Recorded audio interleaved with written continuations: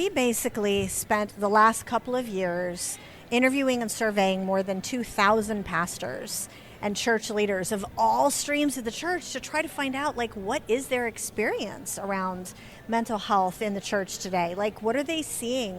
What's coming to them? What kind of needs are they seeing? And are they feeling like they're able to meet those needs? And really, we're seeing a few trends, which is that pretty much everyone is overwhelmed.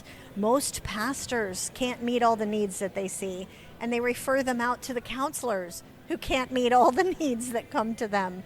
And a lot of people, they come to somebody because they've got really significant anxiety, and the counselor's like, well, I can see you in a month, right? Or if you've got postpartum depression and you really need help right now, you may not be able to get it because of the just massive amount of, it's really honestly a demand and supply problem. Yeah. Just so much demand and not enough supply. So every church needs to go out and hire a counselor. Am I Well, right? Many No. churches are, but that's Yeah. not the solution we're proposing, because we well, actually, practicality, we are fans of counselors. Dr. James Absolutely. Sells, my co-author on this, he's a clinical psychologist, right? Yep. Like, he's trained Christian counselors for 30 years. But here's what we think is really, really crucial, is think about, for example, that woman with postpartum depression, right? She probably needs to see a counselor and can't get in right now because she can't get in right now because so many other people are in need. But what about if maybe it's not like significant postpartum depression, she's just really sad because her mom died? Of course you're sad. Anybody would be. Maybe what you need is not to see a counselor.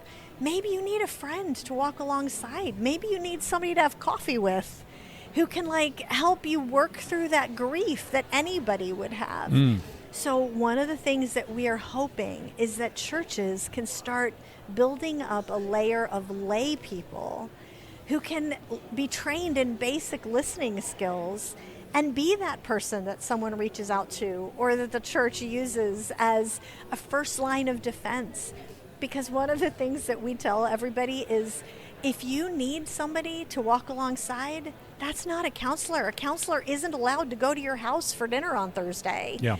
You need that as well. Wow. And so it's really a restoration of community. It is. Within the church. Shaunti Feldhahn joining us today. When Hurting People Come to Church is the name of the book. This is the Christian Product Expo Summer 2025 in Duluth, Georgia, near Atlanta. And Shaunti, you're going to be speaking at one of the sessions here. In fact, speaking the night following this conversation. You're going to be heading into a sound check in the not too distant future, and just a couple minutes. There we go. So maybe you could call this a warm up. So anyway, thank you, Bob. That is glad to be of exactly service. what I need. Glad Yes. to So when Hurting People Come to Church is not, it sounds like, a book that provides people with, say, and you can correct me if I'm wrong, but the primary focus is not to necessarily provide direction for someone who is in that category of being hurting people. Yeah, yes. A person in need. And there are many wonderful resources that are Correct. available that can be used to apply Yes. biblical truth. And That's our good. next books, actually. Yes, awesome. the following ones that are coming out in a year. But again, when you look at the supply and demand, I mean, just, quite practically, there are a lot of people that need help, perhaps don't know how to get it. Yeah. They may want to seek professional help from a pastor or pastoral staff member or a counselor, and they find that the availability of time is not there because you have a lot of other people that are also seeking out help. So people are crying out for help. It's an opportunity for the church to be the answer, to provide the answer, and the answer is found within the congregation of the church. So how does that work? Well, one of the things that we suggest, and this is the whole reason for the book, right, is to cast that vision, give the church a paradigm shift of, hey, guys, we are allowed to speak into these issues. Let's not be afraid